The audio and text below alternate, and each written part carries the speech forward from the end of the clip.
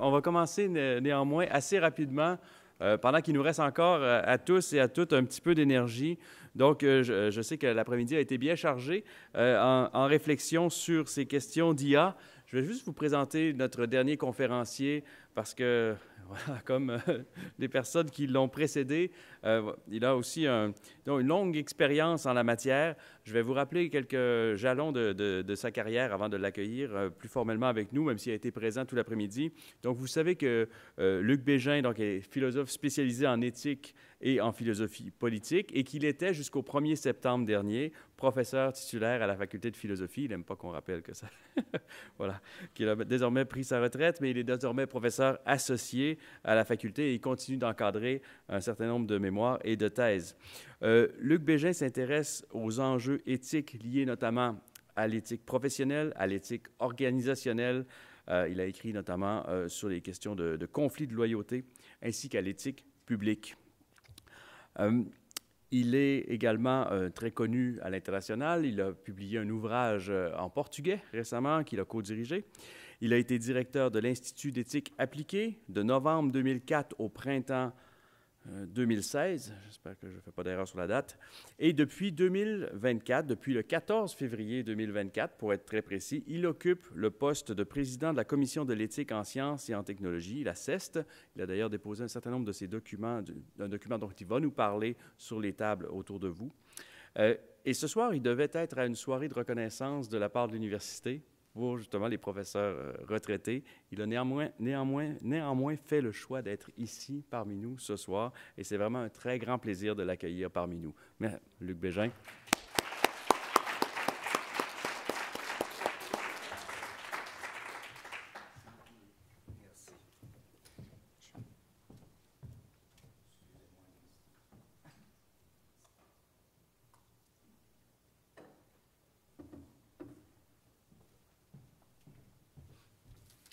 J'avais réussi à oublier qu'il y avait cette autre activité à laquelle je devais être. Merci du rappel. Alors, c'est correct. Je ne regrette pas mon choix.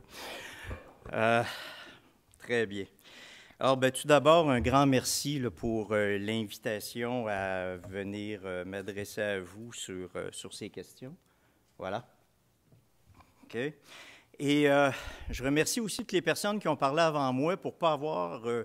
complètement brûlé mon matériel. C'est-à-dire, il reste encore des choses que je vais dire que vous n'avez pas entendues, même si certaines des choses que je vais dire, vous les aurez déjà en partie entendues.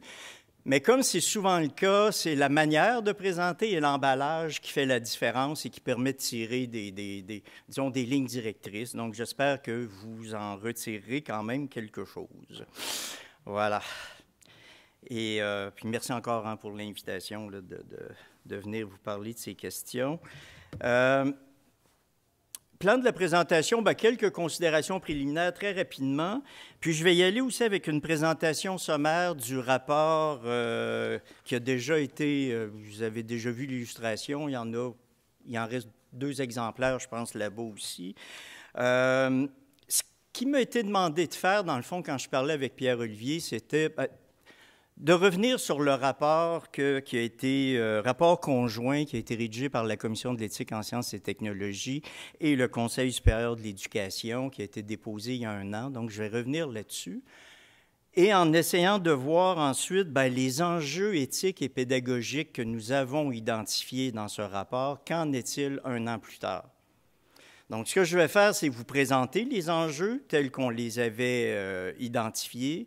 C'est quoi les grandes lignes de ces questions-là? Puis, dans le fond, la question, c'est est-ce que c'est encore pertinent aujourd'hui? Où en sommes-nous? Puis, évidemment, vous comprendrez que je n'ai pas de réponse définitive, que des suggestions à faire. Et puis, le point 4, c'est sûr qu'on n'y arrivera pas. Donc, réflexion sur quelques documents, initiatives d'encadrement et de soutien. Je ne pense pas qu'on va se rendre là, tout simplement. Si jamais ça arrive, OK, mais...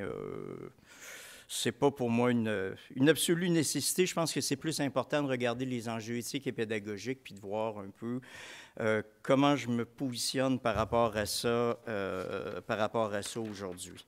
Je dois dire aussi sur ces questions-là, je remercie beaucoup Guillaume Pelletier qui était ici avec nous en début d'après-midi, qui a été un des rédacteurs principaux là, de ce rapport de la commission. Je vais revenir là, un peu sur la structure là, de notre mode de fonctionnement, et qui m'a aidé dans la documentation et les ressources plus actuelles, justement, pour faire un peu ce bilan un an après.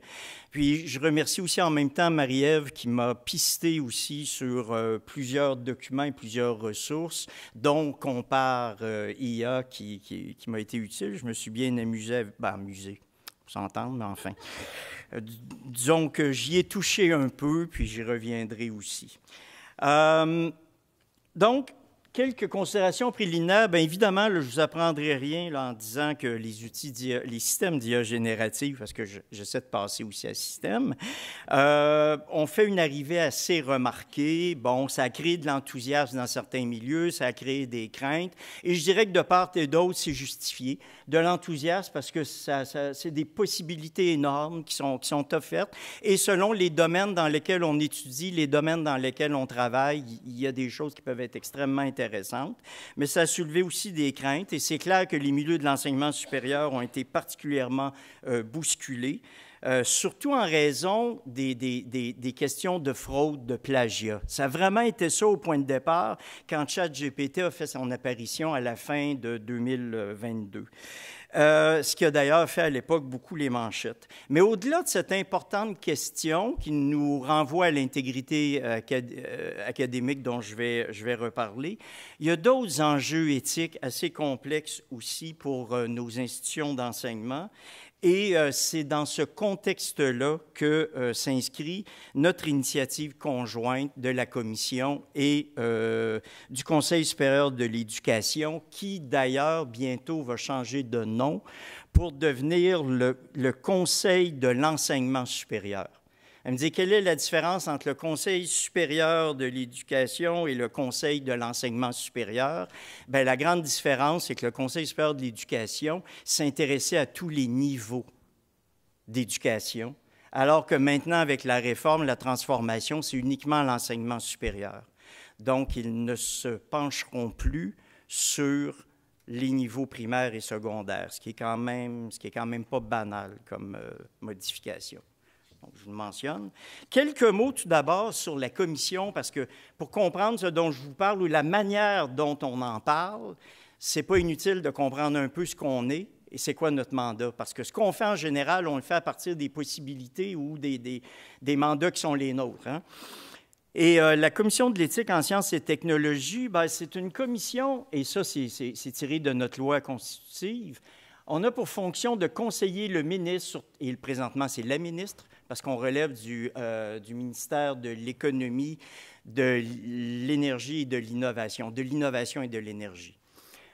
Conseiller le ministre sur toute question relative aux enjeux éthiques liés à la science et à la technologie. La Commission a également pour fonction de susciter la réflexion sur les enjeux éthiques liés à la science et à la technologie.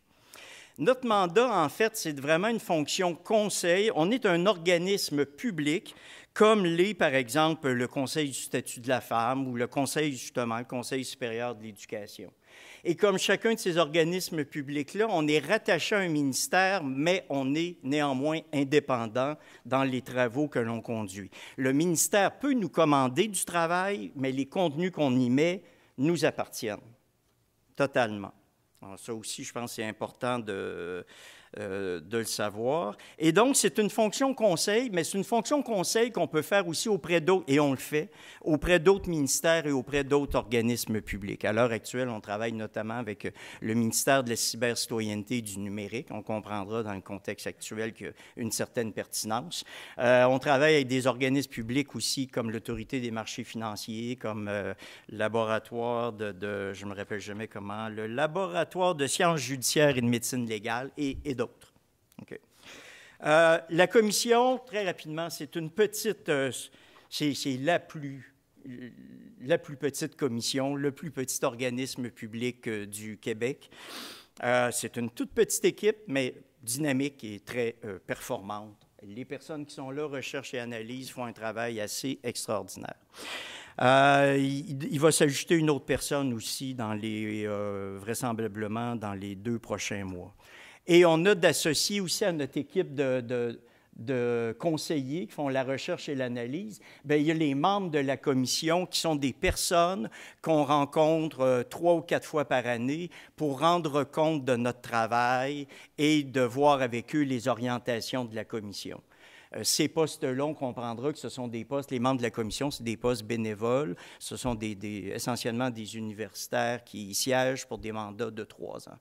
Mais de l'autre côté, on est vraiment dans la structure là, de la commission, c'est-à-dire la structure au quotidien. Ce que je vous propose, dans le fond, c'est donc un retour sur ce rapport conjoint qu'on a rédigé. Je ne reviendrai pas sur toute l'histoire qui a conduit à ça, si ce n'est pour dire que donc, ça s'inscrit dans des initiatives qui ont débuté en 2023. Et à ce moment-là, le 15 mai 2023, lors d'une journée sur l'intelligence artificielle en enseignement supérieur, la CEST et le Conseil supérieur de l'éducation ont décidé, à l'époque, c'était Jocelyn McClure qui était président de la commission, moi j'y suis donc depuis 1 an, un peu plus d'1 an, qui avait décidé donc de travailler sur cette question. Plus spécifiquement donc des enjeux pédagogiques et éthiques, avec le mandat donc d'analyser ces enjeux-là et d'en arriver à produire dans des délais assez courts pour le type d'organisme que nous sommes, un rapport.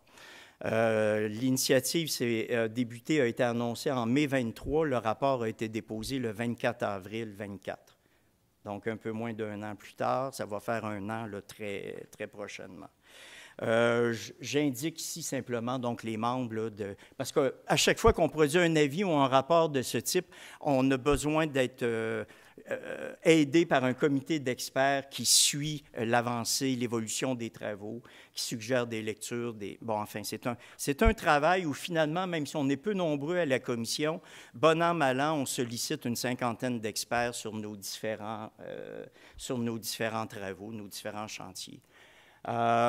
Donc, les personnes, moi j'y étais à ce moment-là comme expert avant de prendre la présidence de la commission. Donc, j'avais suivi les travaux.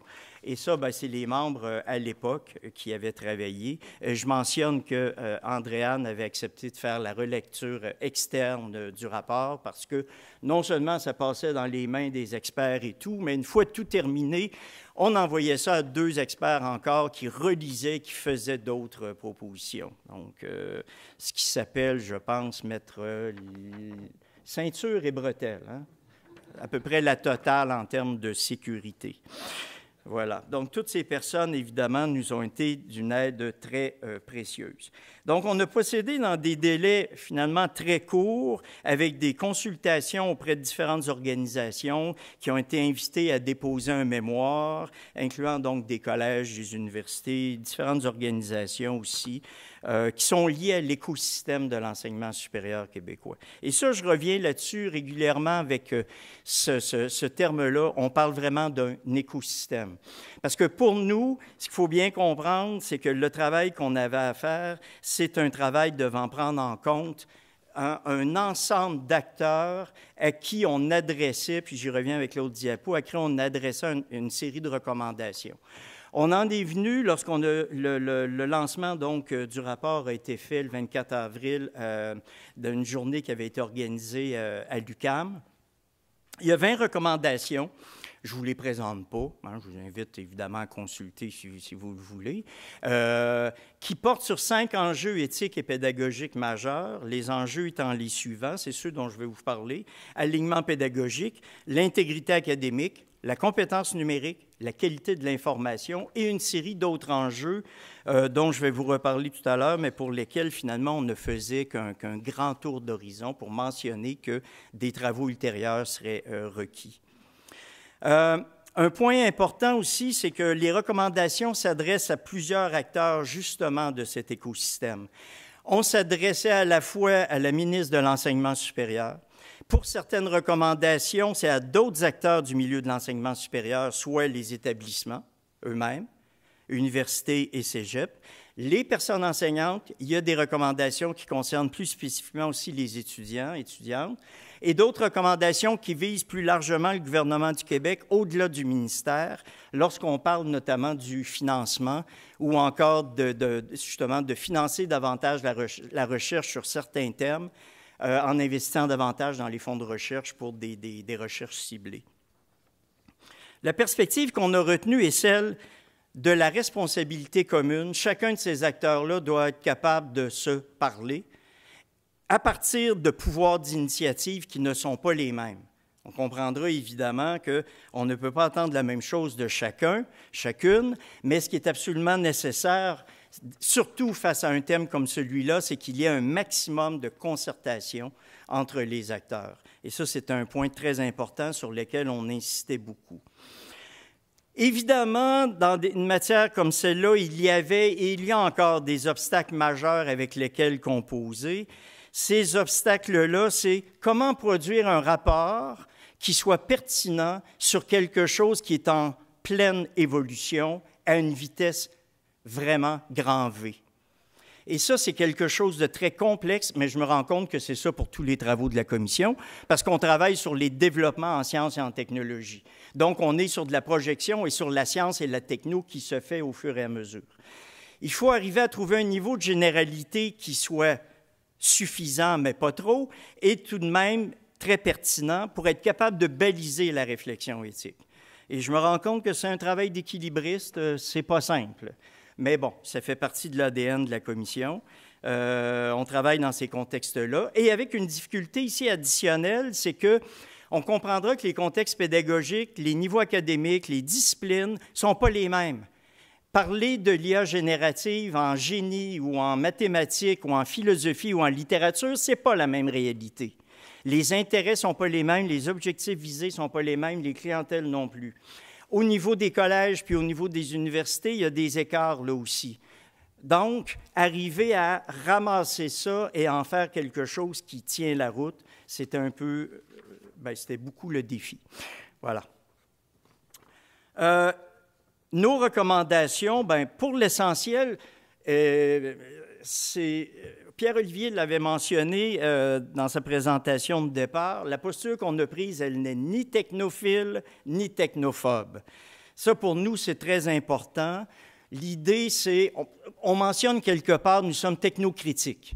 Mais technocritique, ce que ça veut dire, c'est qu'on ne rejette pas, mais il faut analyser, il faut adopter une attitude de prudence par rapport à ces développements pour bien les évaluer. L'esprit des recommandations, donc, va dans ce sens-là. Je ne vous lirai pas tout ça, mais la nécessité d'adopter une approche prudente, pour nous, c'était fondamental. L'importance aussi d'une action ministérielle qui soit structurante, très important, ce qui nous amène, l'avant-dernier PICO, besoin d'établir une structure collaborative de concertation nationale. Cette structure-là, c'était une des recommandations phares du rapport et elle a été créée. Elle a été créée l'été dernier, en fait au début de l'automne dernier. Lise Langlois, qui était ici, donc qui dirige Obvia, en fait partie. J'en dirai pas beaucoup plus, mais cette structure-là, pour nous, l'importance était, est-ce qu'il est possible de participer à justement une concertation suffisamment grande entre les différents acteurs de cet écosystème pour qu'on évite que se produise ce phénomène trop fréquent, à savoir que dans différents milieux, en même temps, on fait à peu près les mêmes expériences, on tâtonne à peu près de la même façon, mais sans savoir ce que les autres font, et en bout de ligne, on perd beaucoup de temps, plutôt que de profiter plus rapidement des bonnes pratiques, parce qu'il y a une mutualisation des expertises, des expériences qui sont faites. Donc, nous, on insistait énormément là-dessus. Est-ce que c'est une réussite à l'heure actuelle? Je ne pourrais pas dire, mais je pense que beaucoup plus, il y a beaucoup d'interactions, il y a beaucoup plus d'échanges. Je pense que vous pouvez en témoigner entre les universités, entre les différentes structures aussi, pour éviter là, que chacun de son côté réinvente la roue. Hein?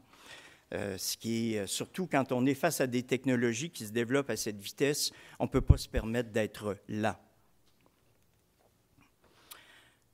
Je vais regarder maintenant un peu plus en détail avec vous les enjeux éthiques et pédagogiques qu'on a identifiés et le constat qu'on peut en faire 1 an plus tard. Hein? Est-ce que c'est des enjeux encore pertinents, bien réels? Je vais m'en tenir aux quatre premiers, l'alignement pédagogique, l'intégrité, la compétence numérique, la qualité de l'information. Je vais dire un mot sur l'impact environnemental également, mais c'est les autres enjeux qui ont été soulevés, c'est des enjeux qui, dans le cadre de nos consultations, avaient été soulevés par différents acteurs du milieu, mais que, simplement pour des raisons de temps aussi, on a préféré s'en tenir à ce qui était directement au cœur de la vie des universités et des cégeps, en sachant très bien que ces autres enjeux nécessiteraient donc des analyses également plus approfondies. Ce qu'on a fait avec l'impact environnemental, parce qu'on a publié en octobre dernier un avis sur l'impact environnemental des technologies du numérique et notamment des intelligences artificielles, et en mettant de l'avant le principe de sobriété numérique, qui est vraiment au cœur de cet avis, dont il y a déjà été question. Premier point, l'alignement pédagogique. Ce que je mets là, c'est ce qu'on trouvait dans l'avis. Donc, j'ai des diapos avis, puis j'ai des diapos 1 an après. Okay? Donc, tout d'abord, dans l'avis, ce qu'on avait sur l'alignement pédagogique, c'est quoi l'idée d'alignement pédagogique? C'est un principe pour nous qui est vraiment c'est vraiment au cœur de toute cette dynamique qu'on développe dans le rapport. Parce que l'idée, c'est le repère central à partir duquel on peut évaluer l'intérêt ou non d'intégrer des systèmes d'IA générative dans nos enseignements. On doit concevoir, ça oblige l'idée d'alignement pédagogique, c'est cette idée, est-ce que ce qu'on fait, ce qu'on met en place comme type d'enseignement, ce qu'on rend disponible comme type de ressources à nos étudiants et les types d'évaluation qu'on valorise, est-ce que tout ça est en cohérence avec les objectifs qui sont visés par notre formation? Et donc, d'aligner l'alignement pédagogique, c'est vraiment cette idée. Cette cohérence entre les activités d'apprentissage, les évaluations, les objectifs d'apprentissage. Et c'est bien entendu le personnel enseignant qui est le mieux placé pour répondre à cet enjeu des usages, ou non, de l'utilisation des IA génératives. Ce qu'on mettait en évidence dans le document, c'est qu'on doit se poser ces questions au minimum. C'est quoi la plus-value de l'utilisation de l'IA générative dans un cours qu'on donne? Est-ce qu'il y en a une ou pas? Évidemment, ce n'est pas parce que quelque chose est disponible que c'est nécessaire de l'utiliser. Au-delà des effets de mode, c'est clair. Est-ce que les exercices qu'on propose ou les modes d'évaluation qu'on propose sont adaptés à l'atteinte des objectifs? Question importante aussi. Autre question, est-ce qu'il y a des risques de décharge cognitive ou de délestage cognitif qui sont liés à l'utilisation de l'IA générative? Ça, je vais y revenir, mais c'était une question qu'on disait, le personnel enseignant doit se demander, est-ce qu'en utilisant ces systèmes-là, est-ce que je facilite ou au contraire, je nuis au développement des compétences de mes étudiants et de mes étudiantes? Et ça, c'est quand même pas une question, encore une fois, une question banale à se poser. Le problème, évidemment, c'est que ça nécessite de faire retour sur nos pratiques pédagogiques, ce qui n'est pas simple. Dans le fond, l'avènement des IA génératives fait en sorte qu'on est pratiquement obligé de remettre à plat nos pratiques, de regarder nos cours et de se dire comment on peut repenser ça, rebrasser ces cartes en fonction de cette réalité nouvelle.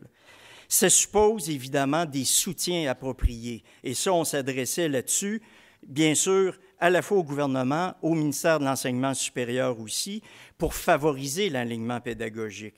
Ça prend des projets pilotes, ça prend des lignes directrices, ça prend de la mutualisation. Le problème qu'on voyait évidemment au moment du dépôt du rapport, c'est un certain manque de données, d'études probantes notamment sur le délestage cognitif. Ça faisait partie des difficultés. Je dirais qu'aujourd'hui, ça s'est clairement amélioré, mais il en reste encore beaucoup à apprendre. Qu'est-ce qu'il y en est un an plus tard de cette question de l'alignement pédagogique? Je pense pouvoir dire, sans risque de me tromper, que c'est une préoccupation maintenant qui est diffusée très largement dans les milieux académiques. En tout cas, je l'ai vu, moi, dans certains écrits d'université ou de cégep ou de différentes personnes, cette notion d'alignement pédagogique, cette idée qu'on doit revoir, penser la cohérence de ce que l'on fait dans les activités, donc d'enseignement avec nos étudiants. Bon point également, il y a clairement un soutien accru pour le personnel enseignant. Il y en a beaucoup plus. La simple existence, justement, du service de soutien à l'enseignement ici à l'Université Laval et du CSDIP en témoigne. Il y a du soutien, il y a des fonds qui sont investis de ce côté-là. On peut référer aussi également, il y a des soutiens de différents types. On peut penser au guide du ministère de l'Éducation du Québec qui est destiné au personnel enseignant, mais qui, malheureusement, ne vise que les niveaux pré-collégiaux. Mais il y a quand même là des indications, des informations qui peuvent être intéressantes à les regarder. Il y a eu beaucoup de développement de ressources pédagogiques et il va s'en faire encore, ça se crée. J'ai mis là des liens vers différents lieux, mais je pense aussi au matériel qu'Andréane et son équipe développent. Il y en a beaucoup, il devrait y en avoir encore davantage et l'important, c'est que ce matériel-là circule dans une perspective de mutualisation et de partage d'expérience. Donc, je peux dire là-dessus, j'ai l'impression que les initiatives vont dans le bon sens. Vous devez bien vous douter qu'il y a un mais, il y a un mais. Néanmoins, effectivement, ça va dans le bon sens, mais quels sont les effets de l'utilisation des IA génératives sur l'apprentissage? Ça commence à être mieux documenté, mais il reste encore beaucoup à apprendre sur ces questions-là. Et ce n'est pas banal, parce que c'est le cœur même de notre activité dans les cégeps et les universités. On forme des gens. Donc, de ne pas pouvoir savoir, hors de tout doute, ou suffisamment les effets que ça a, ces usages-là, c'est assez insécurisant et déstabilisant.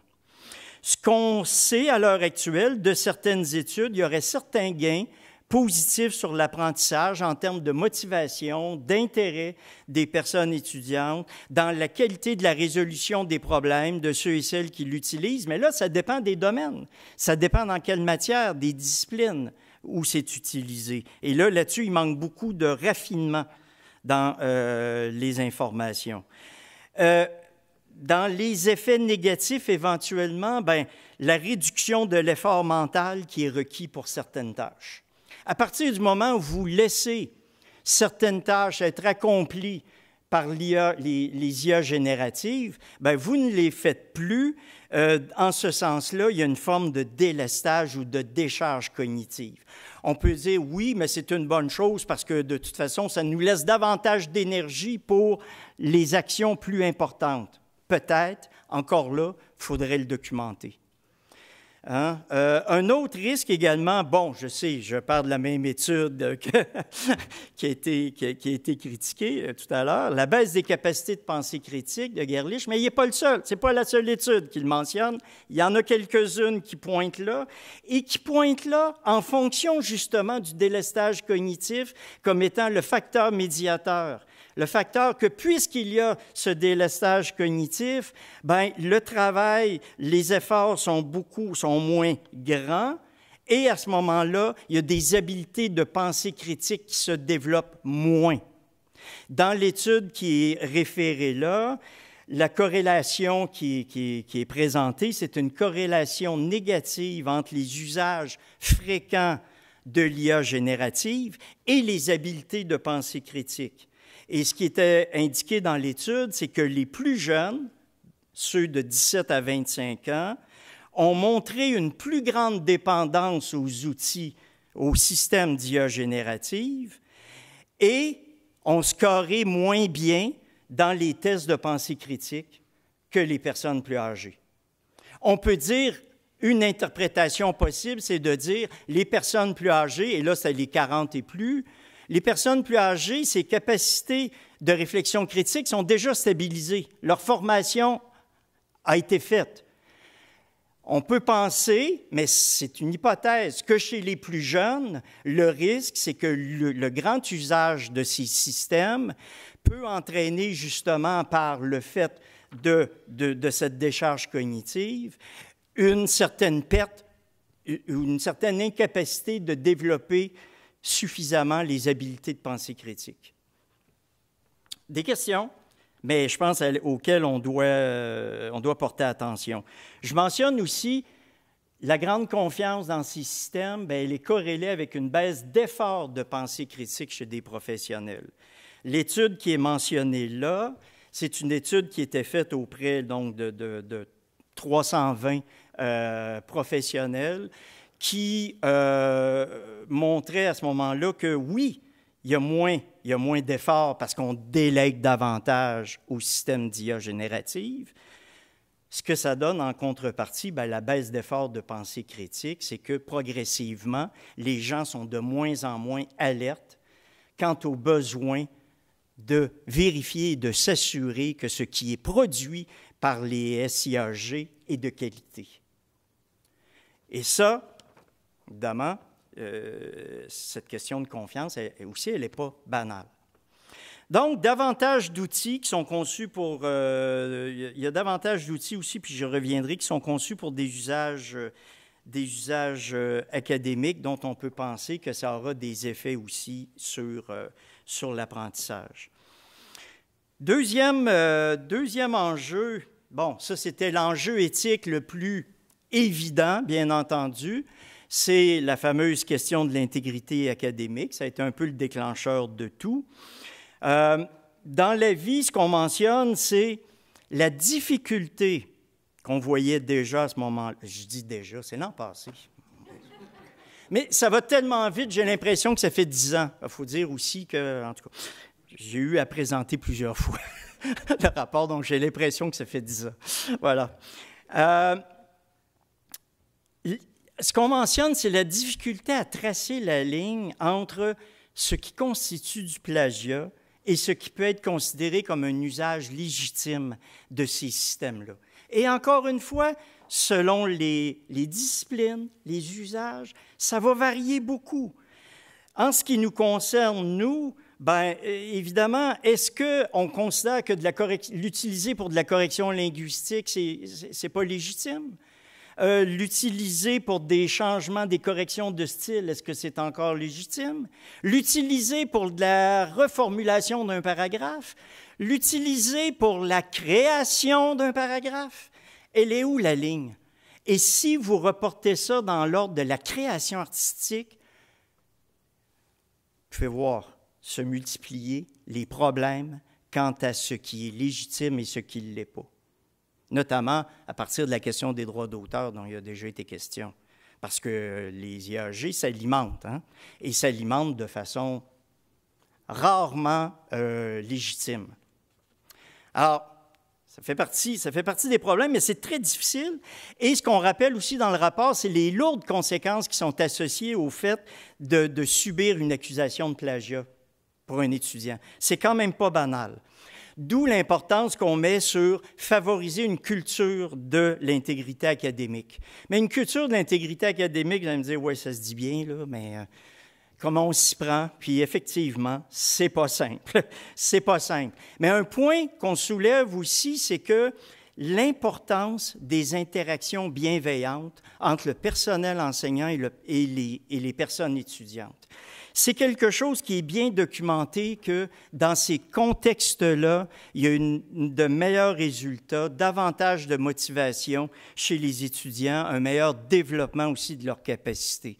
Qu'ils soient dans un contexte où ils sentent qu'on leur fait confiance et qu'il y a de la bienveillance à leur égard. Et ça, le climat de confiance, évidemment, c'est incompatible avec l'hypervigilance. C'est incompatible avec une présomption de plagiat généralisée, qui est parfois associée au système d'IA générative. Hein? Et donc, ça vient complexifier énormément cette relation entre les enseignants et les étudiants et étudiantes. On a pris dans le rapport la posture de favoriser une culture de l'intégrité académique, même si on sait qu'il y a des situations très ambiguës, mais à partir de cette idée que le lien de confiance, c'est quelque chose de fondamental à maintenir. Sur ces questions-là, nos recommandations donc, prennent la direction pointent en direction de certaines pratiques qu'on juge tout à fait essentielles pour faciliter cette culture de l'intégrité et le climat de confiance. Ça suppose notamment qu'on formule clairement des lignes directrices et des balises quant à l'usage de ces systèmes-là. Ça doit se faire au niveau national et on s'attend à ce que, justement, l'instance de consultation qui a été créée en arrive à proposer quelque chose en ce sens. Ça doit se faire dans les politiques institutionnelles, ça doit se faire aussi dans les plans de cours. Clarté, transparence, c'est fondamental. Hein? Et on doit être en mesure aussi, on recommande fortement d'en discuter au début de chaque session, dans chaque cours. Qu'est-ce qui est permis, qu'est-ce qui ne l'est pas? Que l'entente soit très claire entre les personnes enseignantes et les étudiants et étudiantes. Plus il y aura de clarté là, mieux ça sera. Il s'agit évidemment de soutenir aussi, bien sûr, le partage et la diffusion des bonnes pratiques d'exemples de balises et de soutenir le développement professionnel en matière de pratiques évaluatives. On comprendra là aussi, les diverses recommandations s'adressent à différents acteurs de cet écosystème. On souhaite évidemment de pouvoir disposer de guides de bonnes pratiques. Il y a des choses qui se font, il y en a encore à poursuivre.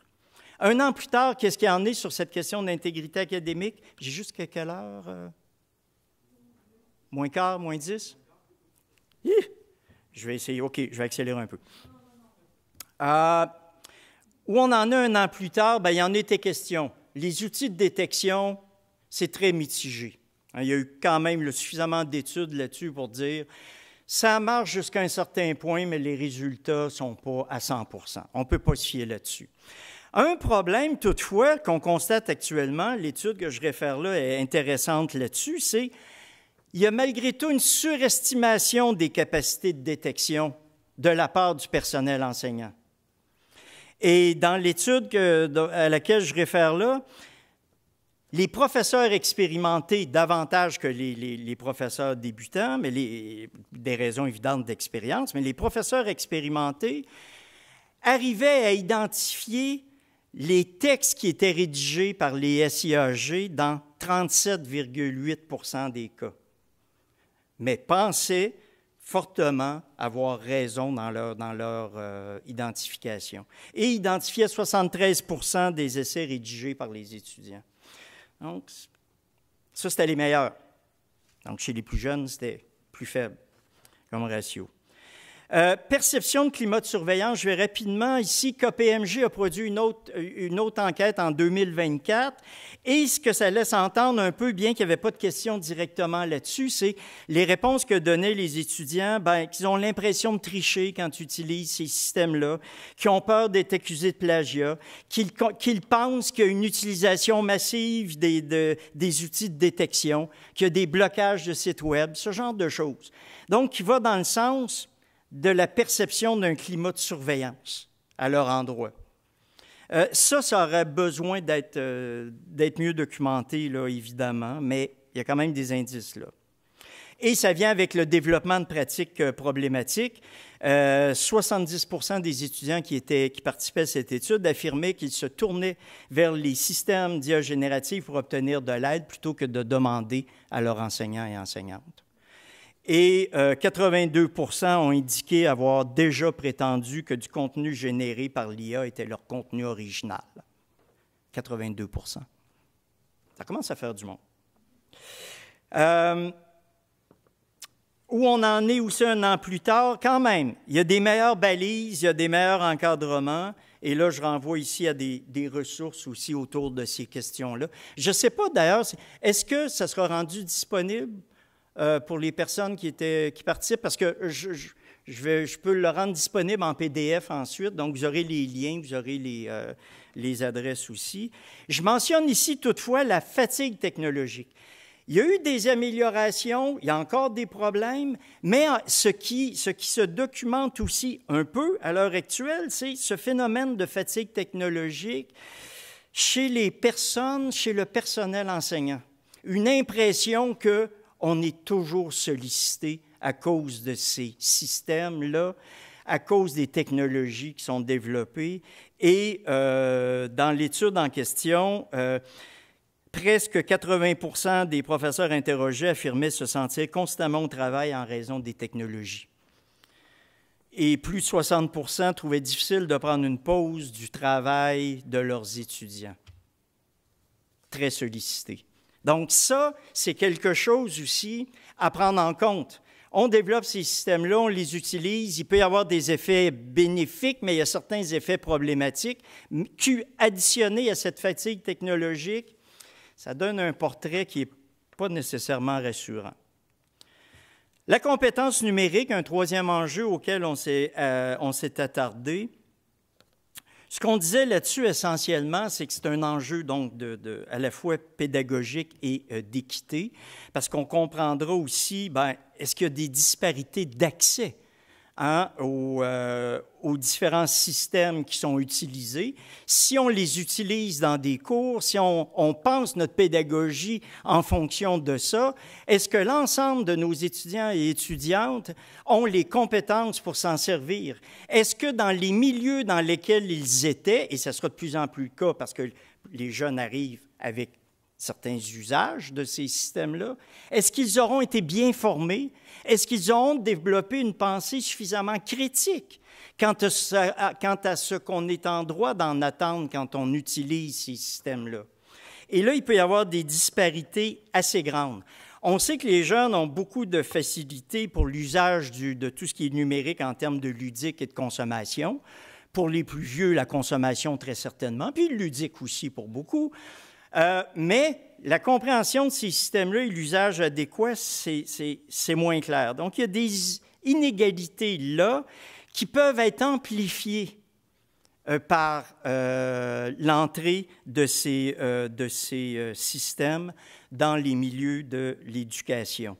Et aussi, encore une fois, est-ce que l'ensemble des cégeps ont les mêmes ressources pour aider et soutenir le personnel enseignant, pour aider et soutenir les étudiants? C'est très inégal.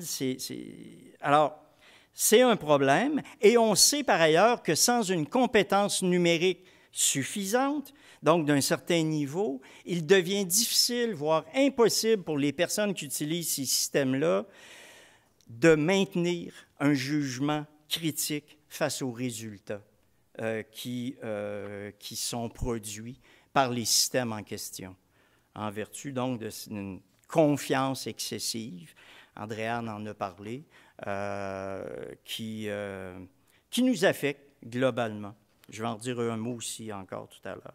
Donc là-dessus, pour l'essentiel, je me contenterai simplement de dire, notre message dans nos recommandations, c'est, s'il vous plaît, plus de soutien.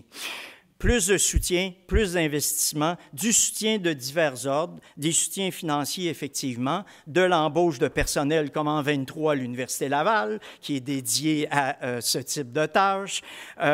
C'est ça qui est nécessaire, mais pas que. On indique aussi la nécessité d'actualiser le cadre de référence de la compétence numérique, qui date de 2019 et qui est un cadre qui s'adresse à l'enseignement primaire et secondaire. Et il devrait y avoir là-dessus, et à la fois donc l'enseignement supérieur et le ministère de l'Éducation, une coordination pour établir véritablement un continuum, un référentiel de compétences numériques en continuité. Et ça, on a cette fâcheuse idée, je le dirais comme ça très gentiment, cette fâcheuse habitude de scinder les niveaux d'éducation en considérant que quand les étudiants arrivent au cégep, ils sont bien formés, c'est prêt, c'est correct, on passe à autre chose. Et imaginons à l'université, à l'université, tout est réglé. Il reste juste ensuite l'élite. On sait bien que ça ne fonctionne pas comme ça, mais bon. Donc, ce continuum-là serait important pour un souci de cohérence. Ici aussi, un an plus tard, qu'est-ce qu'il y en est? Bien, il y a davantage de soutien. Ça se fait, ça se développe. Il y a quand même des défis. Là, je l'ai mis en point d'interrogation. Des défis accrus. On peut se poser la question, effectivement, qu'il y a des défis additionnels parce que parler de compétences numériques, c'est une chose, mais plus se développent des systèmes et des raffinements des différents usages, plus c'est difficile de suivre tout ça et de le suivre de manière, encore une fois, compétente, c'est-à-dire être capable de faire la part des choses, des bons et des moins bons usages. Et là, au moment où, quand on commençait à travailler sur la vie en question, les IA génératives n'étaient pas du tout conçues pour des tâches pédagogiques, mais pas du tout. Mais ça s'est imposé, et là, il y a une pléthore d'entreprises qui se sont mis à développer du matériel, à développer des systèmes qui visent des fonctions en lien avec l'académique. Vous en mentionnez certains. Il y a des services de recherche en ligne qui sont appuyés par l'IA, avec Perplexity notamment. La conception de sites web, si vous voulez, appuyée par l'IA. De l'aide à l'étude, des corrections de travaux, de l'aide à la recherche universitaire. Vous avez plein de matériel, de sites qui existent à l'heure actuelle. Il y en a même un pour la paraphrase de textes dans différents styles littéraires. Et là, pour le plagiat, c'est extraordinaire. Vous rentrez du texte puis vous demandez de la paraphrase dans des styles variés. Alors, il ne reste plus grand-chose à faire, comme travail créatif. Et avec ça, bien aussi, un défi accru en raison de la confiance excessive à l'endroit des résultats qui sont produits par ces systèmes-là, c'est quand même majeur. Et là-dessus, juste un petit point. Ah oui, j'oubliais. Le développement des IA agentiques, je ne m'étendrai pas là-dessus. Ce qui est là, le petit texte, entre guillemets, c'est j'ai interrogé GEMA 3, qui est un système qui est accessible depuis le mois dernier, donc quand même assez nouveau. Et la réponse qu'il me donnait, bien voici à quoi ça peut, tout le potentiel de l'IA agentique pour l'éducation. Et pour en savoir plus, vous pouvez consulter les 2 ressources suivantes qui n'existent pas. Les ressources qu'on m'a mis là, elles n'existent pas. Alors, donc évidemment, on peut le faire, mais c'est un cas, il y en a d'autres pour lesquels les ressources existent. Sur la confiance excessive, un petit mot, une étude qui a été rapportée dans Science Daily en septembre dernier. 2 expériences qui ont été faites où les personnes étaient appelées à contrôler des drones armés, contrôle simulé, vous comprendrez, mais quand même, on leur montrait auparavant ce que des drones armés faisaient dans la réalité par rapport à des victimes réelles. Donc, pour les mettre un peu dans le bain. Et l'expérience, c'était, vous avez ces drones-là, vous avez des cibles qui sont marquées comme étant des alliés ou des gens, des civils, et l'ennemi. Mais les cibles, ça flash très rapidement, ça disparaît.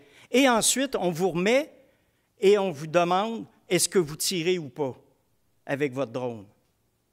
Ce qui est intéressant, mais aussi un peu inquiétant dans cette étude, c'est que les décisions que les personnes prenaient, dès que le système d'IA générative qui était avec eux leur indiquait « non, ça c'est une cible alliée plutôt que… » ou l'inverse, dans le 2/3 des cas, les personnes changeaient d'avis.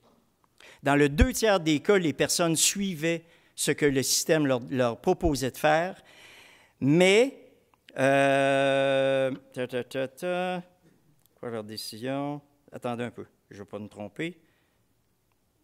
Ah non, c'est ça. Ils avaient pris, oui, dans le 2/3 des cas, ils changeaient, mais dans 70% des cas, ils avaient pris la bonne décision. Et ça tombait à 50% après l'intervention des SIAG, comme qualité de décision. Et c'était pire parce que l'expérience se faisait avec un système d'IAG et avec l'autre, avec un système d'IAG, mais un petit robot. Et quand c'est un petit robot, le biais, justement, d'anthropomorphisation faisait en sorte que les résultats étaient pires. Les gens faisaient plus confiance. Bon. C'est anecdotique au sens où on n'a pas suffisamment d'études pour dire « il en est ainsi forcément ». Sauf que ça donne des indications sur cette question de confiance qui est importante, hein, encore une fois, à considérer. Un quatrième enjeu de taille, la qualité de l'information. On s'en doute, il y en était pas mal question. Dans le rapport, dans notre avis, on parlait de la mésinformation, des biais et de la discrimination. Mésinformation, donc l'information qui déforme les faits, l'information qui est erronée. On ne parlait pas de la désinformation, parce que la désinformation, ça suppose qu'il y a un but délibéré. Il y a une volonté de manipuler. Les SIAG n'ont pas de volonté. Ils ne l'ont pas. Tant mieux, ils n'en ont pas. Donc, on ne s'intéressait pas à ça. Sauf que, bon, ce qu'on a ici, c'est, bon, je pense que ça a déjà été mentionné pas mal, donc je ne répéterai pas, les types de problèmes. En passant, nous, on préfère parler de fabulation plutôt que d'hallucination, parce que l'hallucination, c'est un trouble psychique qui affecte la perception. Il n'y a pas de psyché, puis il n'y a pas de perception dans les systèmes diagénératifs. Mais il y a de la fabulation, qui est l'action de présenter comme étant réel des faits qui n'existent pas. Donc, je pense que pour le vocabulaire, ça nous semble meilleur. Là, j'ai décidé de... non, OK, ça sera l'autre après. Okay. Oui, c'est ça. OK. Sur la qualité de l'information, donc, un an plus tard, qu'est-ce qu'il y en est? Il y a certaines améliorations, très certainement. Il y a des fonctions de recherche approfondie aussi qui ont été créées. On a des SIAG qui sont capables de citer leurs sources et qu'on peut aller les vérifier. Donc, il y a certaines qualités additionnelles, mais comme vous avez vu aussi avec mon exemple tantôt, les sources, il faut quand même faire attention, il faut se garder une petite réserve. Il y a quand même un angle mort qui est quand même pas banal, ça a été mentionné par Andréane, je pense, la question des méthodes d'entraînement, un peu douteuse. Marie-Ève, je pense, en avait parlé aussi, ou enfin, elle m'en avait parlé, donc je ne le sais plus très bien. En référence, Les Sacrifiés de l'IA. Je ne sais pas si vous connaissez ce documentaire. Il est disponible sur France TV en passant jusqu'à la mi-juin. Je suis allé vérifier ce matin. Ça vaut d'être vu et c'est très désagréable à regarder, mais ça vaut d'être vu parce que c'est la situation de millions de travailleurs qui, justement, entraînent les IA dans des conditions de travail absolument abominables dans bien des cas, et surtout aussi qui ont à évaluer, qui sont exposés à des contenus sensibles ou à des contenus extrêmement perturbants qui proviennent du dark web. Vous pouvez imaginer à peu près tout ce que l'humanité peut faire de plus sordide. C'est le type de matériel qu'ils ont à regarder pour classer, pour préparer les mises en garde et ainsi de suite. Bien, donc, c'est leur travail, 8, 10, 12 heures par jour. C'est quand même...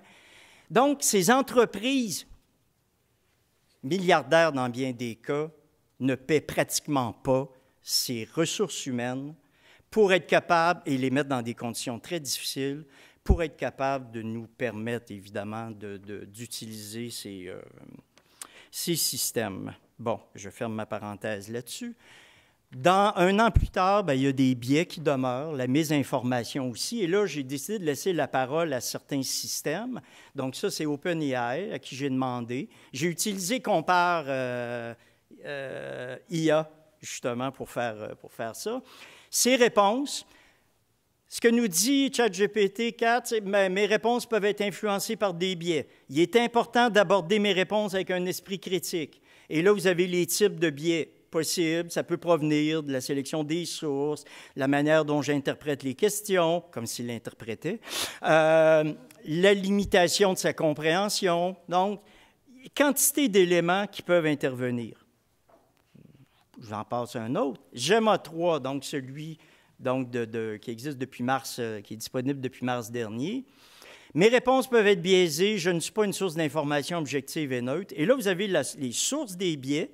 biais sociétaux, de sélection, historique, de confirmation, et ainsi de suite.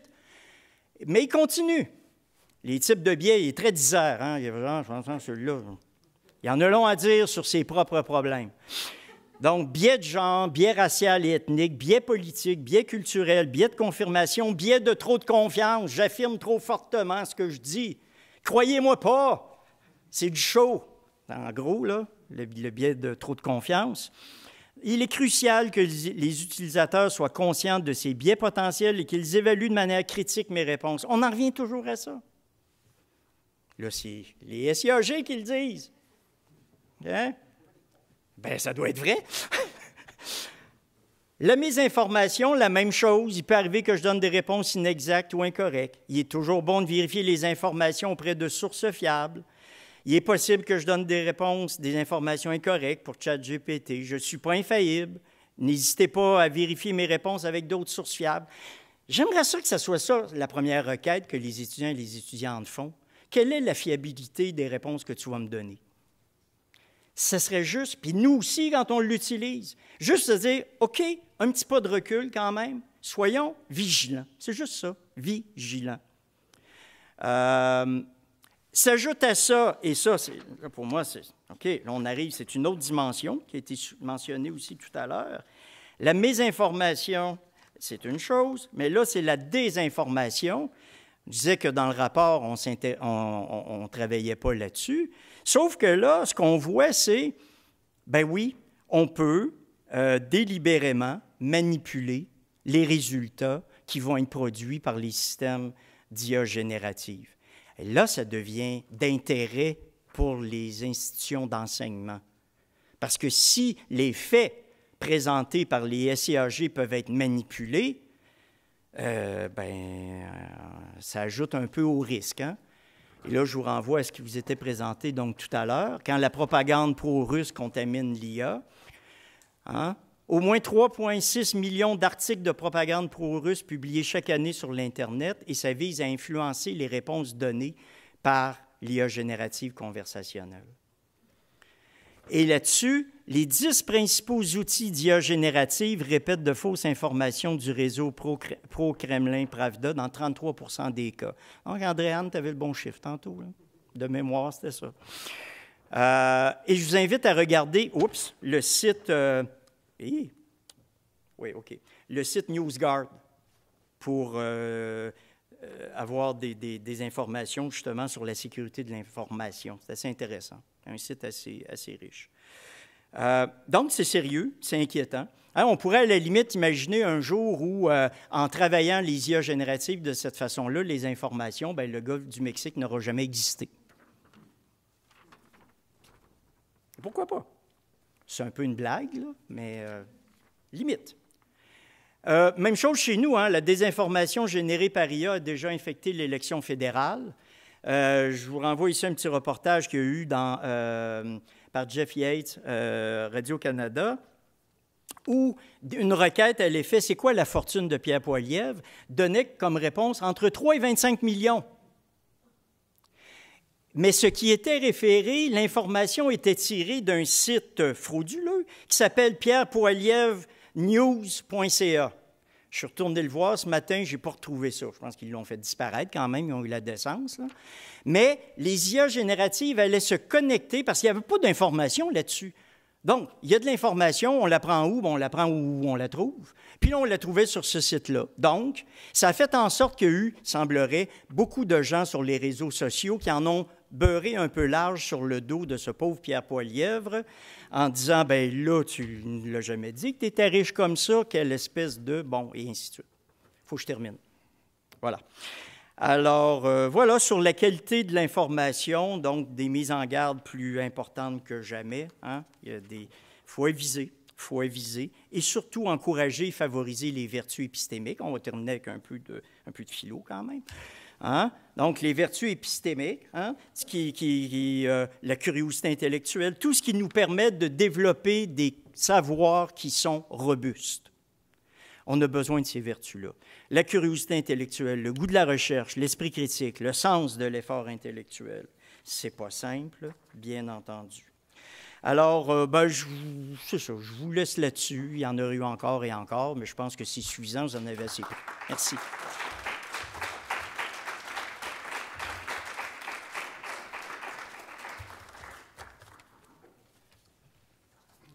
Il m'en restait pour 1 heure. Ah oui. Ah oui, je peux voir avec le nombre de feuilles. C'est pas possible. L'insécurité. Merci beaucoup, Luc. Merci beaucoup à tous les intervenants et intervenantes, participantes à cette demi-journée sur l'IA. Merci également à Jean-François pour l'animation et à Jean-Samuel pour le captage vidéo. Ça a été une journée très riche. Oui, c'était capté, voilà. Une journée très riche en réflexion qui va alimenter la réflexion à venir sur tous ces enjeux. Merci de les avoir aussi identifiés pour nous préciser. Voici les endroits, les questions qu'on doit se poser pour l'avenir de l'utilisation de l'IA, notamment en éducation et en recherche. Merci encore à tous ceux et celles qui ont rendu possible aussi l'organisation de cette demi-journée. On vous invite à prendre un verre avec nous et manger une bouchée également. Merci encore. À bientôt.